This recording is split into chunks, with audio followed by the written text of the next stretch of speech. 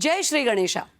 દર્શક મિત્રો, આજે છે પવિત્ર ગણેશ ચતુર્થી પર્વ, જેથી સૌ પ્રથમ ગણેશ ચતુર્થી પર્વની આપ સૌને ખૂબ ખૂબ શુભેચ્છાઓ। સંદેશ ન્યૂઝની વિશેષ રજૂઆત જય ગણેશ દેવામાં આપ સૌનું સ્વાગત છે અને હું છું ઝંખના દવે। મિત્રો, દેવાધિદેવ મહાદેવના પ્રિય પુત્ર છે ગજાનન ગણેશ અને સમગ્ર વિશ્વમાં ગજાનન ગણેશ પ્રથમ એવા પુત્ર છે કે જેમની પૂજા સ્વયં તેમના પિતા શિવજી પણ કરે છે અને સાથે જ સમગ્ર સંસારમાં કોઈ પણ પૂજામાં સૌ પ્રથમ સ્થાન ગજાનન ગણેશજીને આપવામાં આવે છે, કારણ કે ગણેશજીને મળ્યું છે પ્રથમ પૂજનીય વરદાન। તો મિત્રો, શા માટે કરાય છે સૌ પ્રથમ ગણેશજીની પૂજા? આવો જોઈએ। ગણેશજી પ્રથમ પૂજનીય દેવતા છે અને તેમની સાથે જોડાયેલી એક અન્ય પૌરાણિક કથા પણ છે। શાસ્ત્રો અનુસાર એક દિવસ ભગવાન ગણેશ અને કાર્તિકેય સ્વામી વચ્ચે હરીફાઈ થઈ હતી કે દુનિયાની પરિક્રમા કર્યા પછી સૌ પ્રથમ કોણ પાછો ફરશે। ત્યારે કાર્તિકેય સ્વામીનું વાહન મયુર એટલે કે મોર છે અને ગણેશજીનું વાહન મૂષકરાજ એટલે કે ઉંદર છે, જે મોર કરતાં ઘણું ધીમી ગતિએ ચાલે છે। કાર્તિકેયજી તેમના વાહન મોર પર બેસીને પરિક્રમા માટે ઉડી ગયા, પરંતુ ગણેશજીનું વાહન જે મૂષકરાજ છે તેમણે વિચાર્યું કે જો હું મૂષક પર બેસીને વિશ્વભરમાં ફરું તો ઘણો બધો સમય લાગશે, કાર્તિકેય આ સ્પર્ધા જીતી જશે।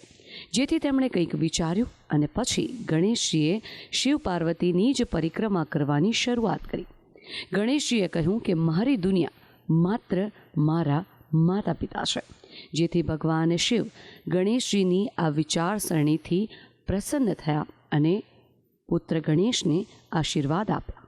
ગણાનંત્વા ગણપતિગો હવામહે પ્રિયાનંત્વા પ્રિયપતિગો હવામહે નિધિનાંત્વા નિધિપતિગો હવામહે વશો મમ આહમજાની ગર્ભધમાત્મજાસી ગર્ભધમ્મ।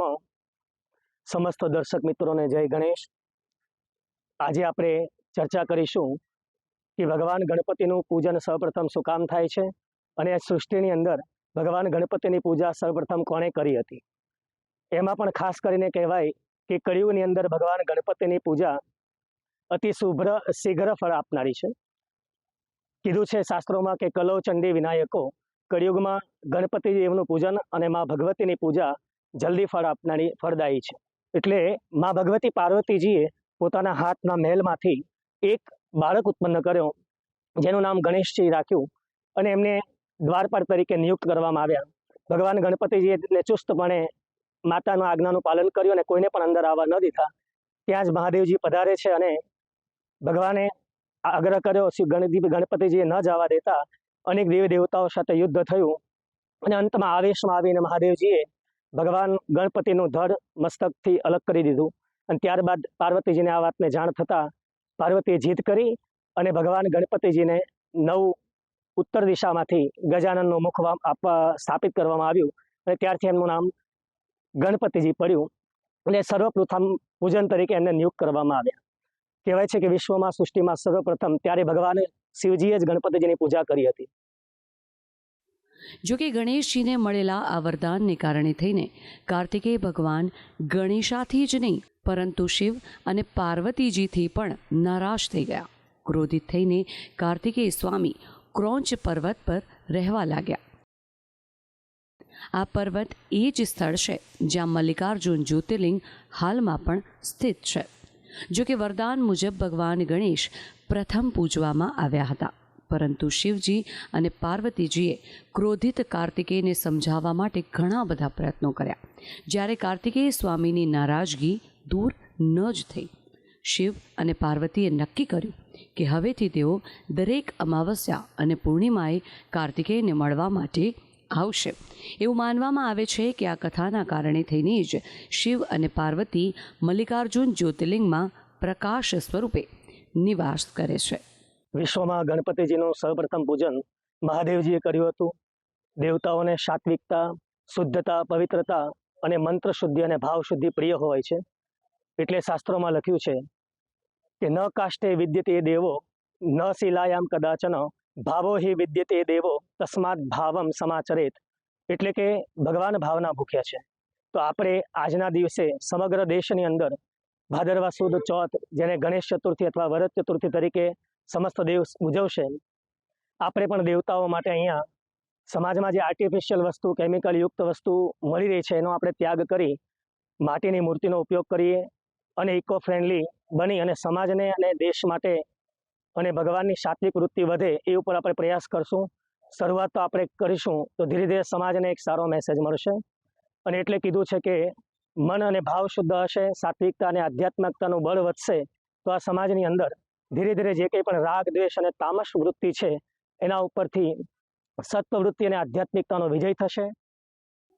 મિત્રો, ગણેશજીને મળેલા આ વરદાનની પૌરાણિક કથામાં ભગવાન ગણેશજીએ સંદેશ આપ્યો છે કે આપણી સામે સમસ્યા ગમે તેટલી મોટી હોય, પરંતુ આપણે બુદ્ધિનો ઉપયોગ કરીને સફળતા મેળવી શકીએ છીએ. જ્યારે આપણે સંજોગો અનુસાર થોડું અલગ રીતે વિચારીએ છીએ ત્યારે આપણને ચોક્કસપણે લાભ મળે જ છે. ગણેશજીના દરેક અંગ દ્વારા આ સંસારને એક અનોખો સંદેશ પણ આપવામાં આવે છે. તો આ ગણેશજીના 10 દિવસ આપને ગણેશજીના બધા જ અંગોની આપીશું વિસ્તૃત માહિતી. મિત્રો, પાર્વતી નંદન ગણેશજીને રિદ્ધિ અને સિદ્ધિના દાતા કહેવામાં આવે છે, કારણ કે કોઈ પણ વ્યક્તિ જ્યારે ઘરે ગણેશજીની પધરામણી કરાવે છે ત્યારે ગણેશજીના સંગ તેમના બંને પત્ની રિદ્ધિ અને સિદ્ધિનું પણ આગમન થાય છે. એટલે કે વ્યક્તિને જીવનમાં જે સૌથી જરૂરી છે તે છે સુખ, શાંતિ અને સમૃદ્ધિ. ગણેશ ગજાનનની ભક્તિથી તે બધું જ પ્રાપ્ત થઈ શકે છે.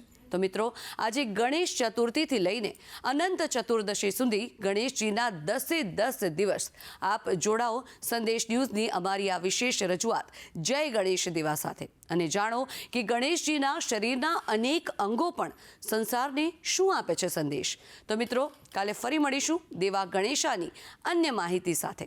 હાલ મને આપશો રજા. જય ગણેશા.